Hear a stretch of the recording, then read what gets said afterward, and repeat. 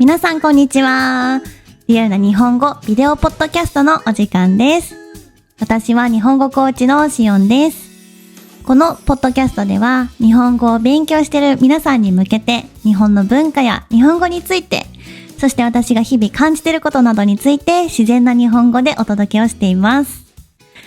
そしていつものですね、本題に入る前に前回に引き続きちょっと紹介コーナーをしていこうと思います。はい。今日ね、皆さんに紹介したいなと思うのはですね、こちらになります。じゃじゃーん。これはですね、パイナップルケーキです。はい。実は私、この前、台湾に行ってきました。はい。で、台湾のお土産といえば、パイナップルケーキ。すごく有名なんですけど、皆さん知ってますか？これね、ちょっと試食させてもらったんですけど、めっちゃ美味しかったので、ちょっとね、お友達にお土産として買ってみました。結構ね、重たい、ずっしりしていて、多分たくさん入ってるんだろうなと思います。中身は多分ちょっと見えないかもしれないですけど、こんな感じで中にパイナップルが入っている、パイナップルのパウンドケーキみたいな感じですね。はい、になっています。はい。ちょっと試食して美味しかったので、お友達にも食べてほしくて買ってみました。はい。で、あとはですね、お茶ですね。台湾はすごくお茶が有名だと思うんですけども、台湾のお茶を買ってみました。これはジャスミン茶ですね。はい。缶も可愛くて、パッケージが可愛かったのでちょっと買ってみました。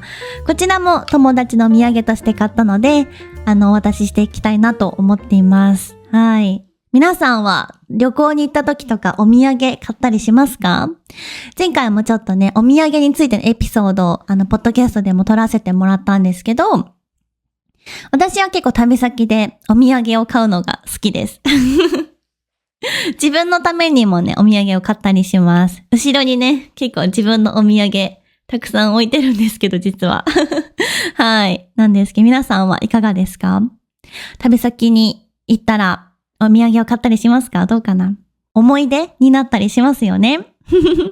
あとはなんか美味しいものを見つけたりとかしたら友達にもあげたくなっちゃうので、私はよくお土産を買って配ったりしています。はい。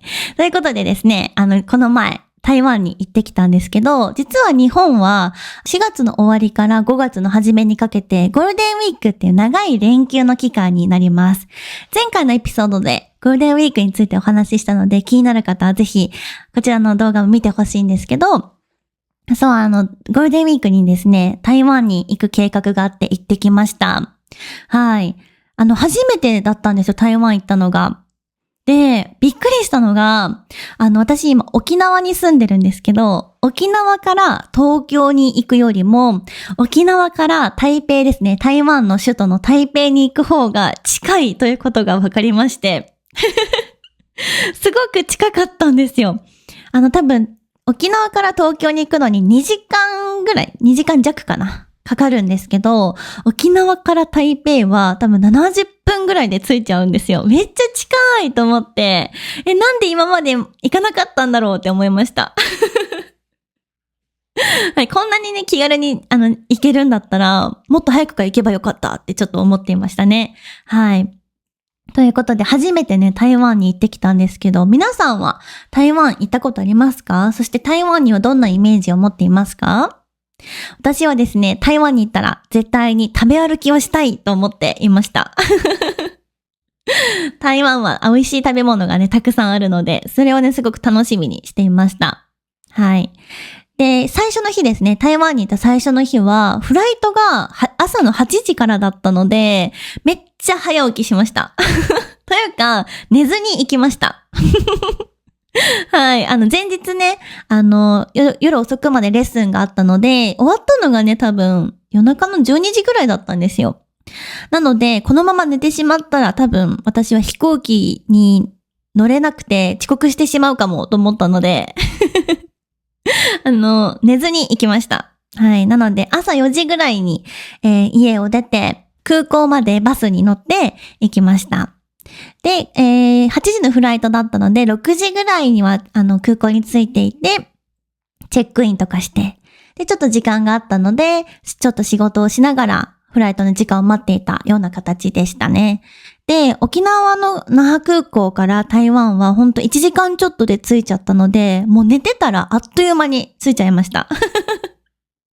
はい。東京行くよりも近くてびっくりしましたね。はい。で、1日目は台北駅っていうところでランチを食べて、なんか辛い火鍋みたいな感じかな。はい。火鍋みたいなものを食べましたね。はい。すごく美味しかったです。結構、スパイス山椒なのかな、はい。が効いていて、辛いんだけど、なんか痺れる感じで、そんなにずっと辛いわけじゃなくて、ピリピリピリってこう、痺れる感じの辛さで、私はね、すごく大好きな味でした。とても美味しかったです。ちょっと料理の名前忘れちゃったんですけど、なんかちっちゃい火鍋みたいなやつでしたね。とても美味しかったです。で、その後は、台湾駅の中を散策したりとかしていました。あとは、台湾に行ったら絶対飲みたいと思ってたタピオカですね。はい、ミルクティーのタピオカを絶対飲みたいと思ってたので、それをお昼ご飯食べた後に飲んだりして、こう台湾の駅の中を歩いていました。はい。で、その後ですね、荷物結構持っていたので、ホテルにチェックインしようと思ってホテルに向かっていきました。はい。台北駅から結構バスが出ていたり、地下鉄があったりとか、すごくね、交通も便利でしたね。はい。とても便利で、地下鉄とバスを使ってホテルに行けました。はい。で、あと、ホテルに着いた後に、まだまだ全然時間があったので、せっかくだから台湾の街を散策したいなと思っていろいろ調べてたら、U バイクっていう自転車ですね。シェアライドみたいな、自転車のシェアサービスみたいなのが、街中に結構あって、黄色とかオレンジの自転車がたくさん街中を走ってたんですよ。で、あれ何かなと思ってたら、これレンタルサイクルみたいなの、サービスがあって、アプリを登録して QR とかでピッてやると、すぐに借りれちゃうんですけど、それがすっごく便利で、それを使ってね、その自転車を使って、ですね、適化街っていう、日本語読みでは適化街って言うんですけど、その街に行ってきました。で、その街は結構レトロな雰囲気のある場所で、古い多分街並みなのかな、歴史のある感じの街並みの場所で、とてもなんかタイムスリップしたような感じでしたね。はい。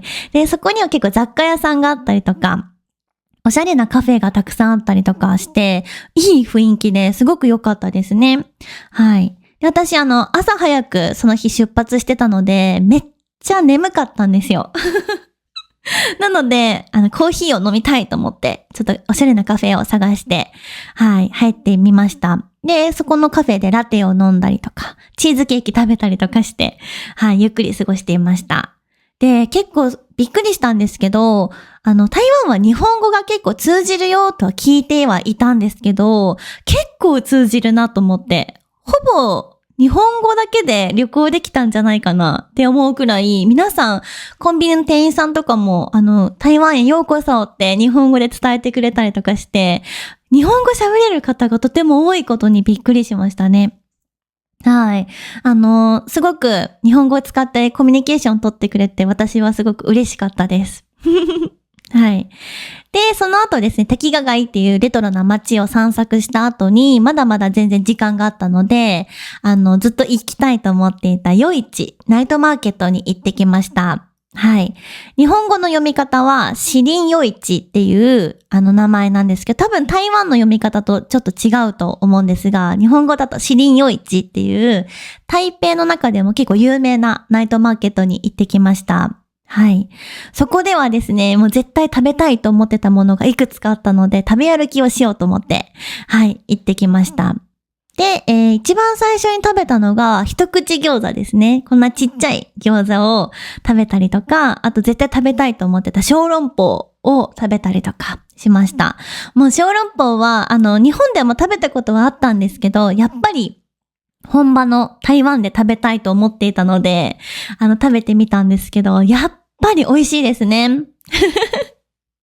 なんか、雰囲気もあるのかな、その夜市で食べてるって雰囲気も相まって、めちゃくちゃ美味しく感じました。実際にとっても美味しかったです。はい。台湾に行ったら絶対皆さん小籠包食べてください。とても美味しかった。で、その後は、ルーローハンか。ルーローハンっていうご飯の上になんか甘い豚肉の料理が載っている、食べ物があるんですけど、それを食べましたね。これも実は日本で食べたことがあったんですけど、絶対に台湾に行ったら本場のルーローハンを食べたいと思ってたので、初日に食べることができてよかったです。で、その後は、何食べたかな？タージーパイだ。さあ、タージーパイって皆さん知ってますか？こんな、なんかでっかいフライドチキンですね。結構、これくらいの厚さで、こんな大きさのチキンがあるんですけど、タージーパイというものを食べて、もうお腹パンパンっていう感じでしたね。はい。とっても美味しかったです。全部美味しかった。でも一番ね、台湾に行ってびっくりしたのが、皆さん知ってるかな？臭豆腐っていう、臭い豆腐って書いて臭豆腐っていう食べ物があるんですけど、漢字の通りめちゃくちゃ臭いんですよ。すっごい臭くて、食べてみようかなって思ったんですけど、ちょっと勇気が出なかったですね。美味しいよと言われたんですけど、本当に臭くて、食べられませんでした。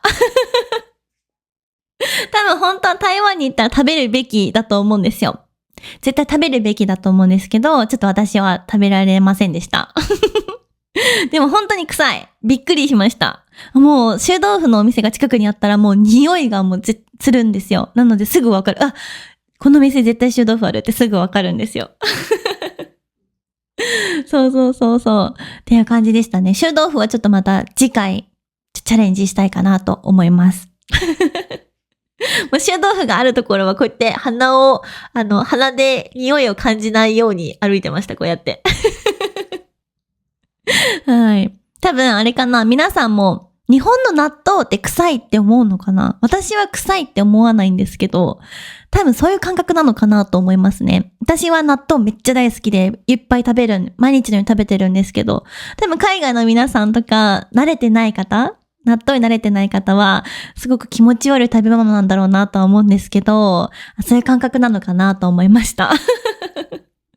でも本当はね、食べたかったです。食べてみたかったんですけど、ちょっと勇気が出ませんでした。あとお腹いっぱいだったしね。はい、でしたね。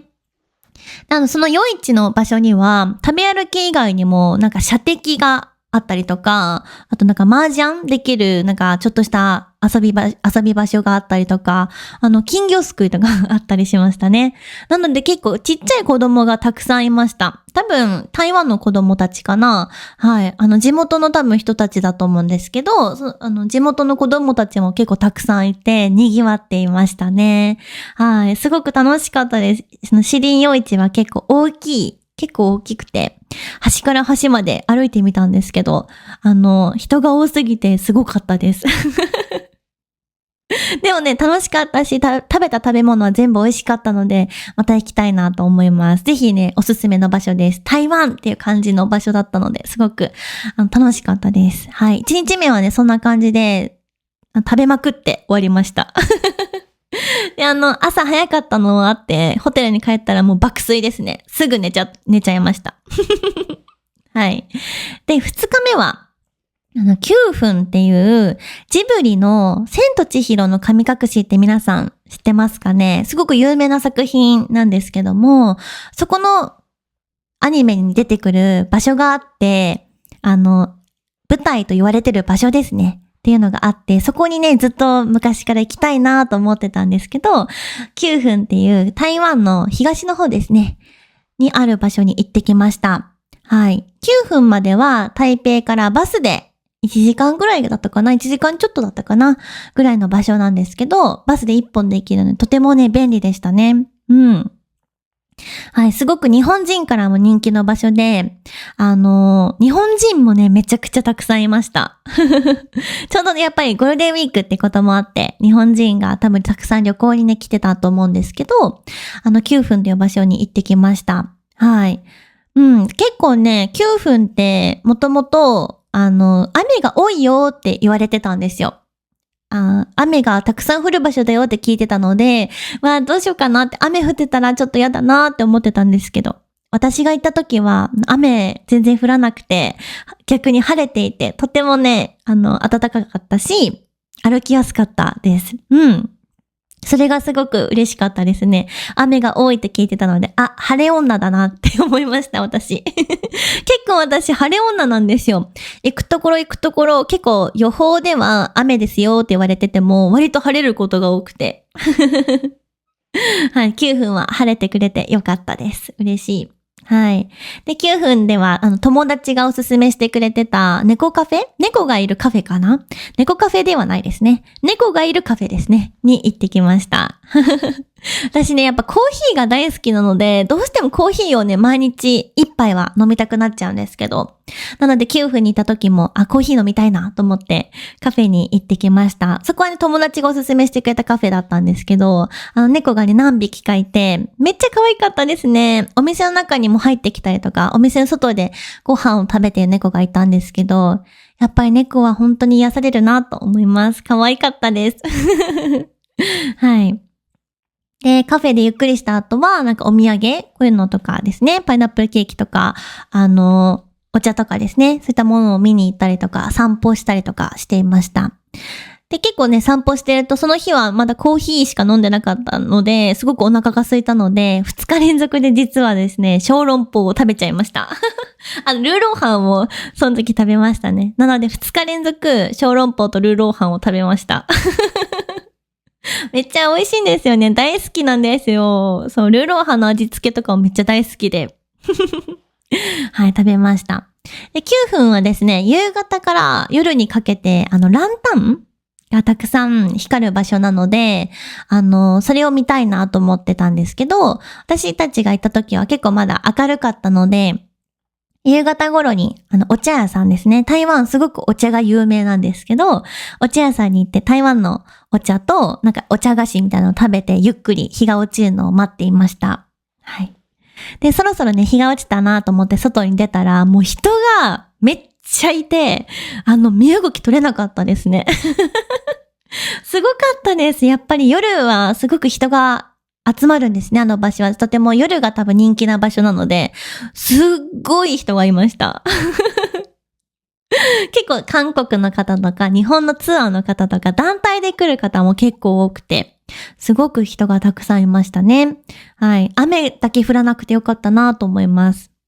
で、ずっと見たかった、ランタンがついている場所ですね。そこも見ることができて、すごく良かったです。ずっとね、もう行きたい国リスト、行きたい場所リストの中に私は入っていたので、見ることができて、行くことができて、すごく良かったです。はい。で、そんな感じで2日目もですね、めちゃくちゃ体力を使い果たしたので、ホテルに帰ってすぐ寝ちゃいました。はい。で、3日目は9分を出て、その次に10分という場所に行きました。で、ここからは、その9分という場所からバスで10分という場所に行けるんですけど、ランタンそれこそ自分で、なんか願い事を書いて、こう、ランタンを飛ばすみたいなことができる場所があって、そこに行ってきました。で、線路の中に入って、願い事を書いたランタンを飛ばすっていうのがすごく面白い体験で、たくさん観光客の方がいましたね。で、この時はですね、ちょっと雨が降ってしまったんですね。で、結構雨が降ってきてしまったので、外を歩くのもちょっと難しかったので、かき氷屋さんをちょっと途中で見つけたので、マンゴーのね、かき氷を食べたりしました。ずっとね、台湾に行ったらかき氷食べたいなと思ってたので、マンゴーのかき氷食べてみたんですけど、やっぱり美味しかったですね。なんか日本のかき氷と台湾のかき氷ってちょっと違うんですよ。なんか氷の部分がちょっと違うんですけど、私はどっちのかき氷も好きなんですけど、やっぱりマンゴーが私は一番大好きなので、マンゴーのかき氷を食べることができて、もう大満足でした。雨が降ってても全然平気でした。はい。で、その後、なんかマンゴーのかき氷を食べてたら雨が止んだので、私たちもですね、ランタンに願い事みたいなものを書いて、あげることができました。めっちゃ楽しかったですね。ずっとやってみたかったことだったので、すごく楽しかったです。はい。で、その日はそのまま10分から台北に戻ってきて、一緒にですね、彼と一緒に行ってたんですけど、彼のお友達と火鍋を食べに行ってきました。皆さん火鍋知ってますか？私は日本で火鍋って食べたことないかも。別の場所、フィリピンとかで食べたことがあったんですけど、その時にすごい火鍋大好きになって、絶対本場の台湾で食べてみたいと思ってたんですけど、火鍋をね、食べることができました。火鍋って多分半分が、この赤い、ちょっと辛めのスープで、もう半分が、選べるんですけど、豆乳とかちょっと、ミルキーな感じのスープで分かれている鍋なんですけど、めっちゃ美味しかったですね。なんか赤いスープの方はすごく辛いかなと思ったんですけど、辛いんだけど、なんかその辛さが、あんまり残らない辛さで、私は食べやすかったです。うん。結構痺れる系の辛さだったんですけど、とても美味しかったです。で、台湾のお友達とね、一緒に行ってきたので、食べ方みたいなことも教えてもらったりとか、こっちのスープには、赤い方のスープには、お肉入れた方がいいよとか、こっちの豆乳の方のスープには野菜たくさん入れて食べた方がいいよみたいな感じで、食べ方を教えてもらいました。はい。めっちゃ美味しかったです、火鍋。また食べに行きたいなと思います。私が住んでる沖縄にはですね、あんまり火鍋屋さんないんですよね。だから、味は、また台湾に行かないといけないなと思っています。はい。で、4日目は、朝にですね、私生徒さんのレッスンを1、2レッスンやって、14時のフライトだったので、ホテルでゆっくり過ごしながら、コーヒー屋さんに行って、コーヒーを買って空港に帰って向かって、日本に帰ってきたという形になっています。はい。3泊4日の旅だったんですけど、台湾と9分と、10分という場所に行くことができて、とても大満足な旅になりました。結構南の方のね、台湾のエリアも面白いと聞いたので、次回は南のエリアにも行きたいなと思っています。すごく充実した旅になって、レッスンもね、毎日しながら、朝午前中と夜のちょこっとの時間だけ、レッスンをしながら旅をさせてもらったんですけど、すごくね、リフレッシュできました。めっちゃ楽しかったです。はい。今回3泊4日で行ったけど、やっぱりちょうどよかったので、おすすめですね。はい。次はもっと南のエリアとかも行きながら、ゆっくり旅したいなと思っています。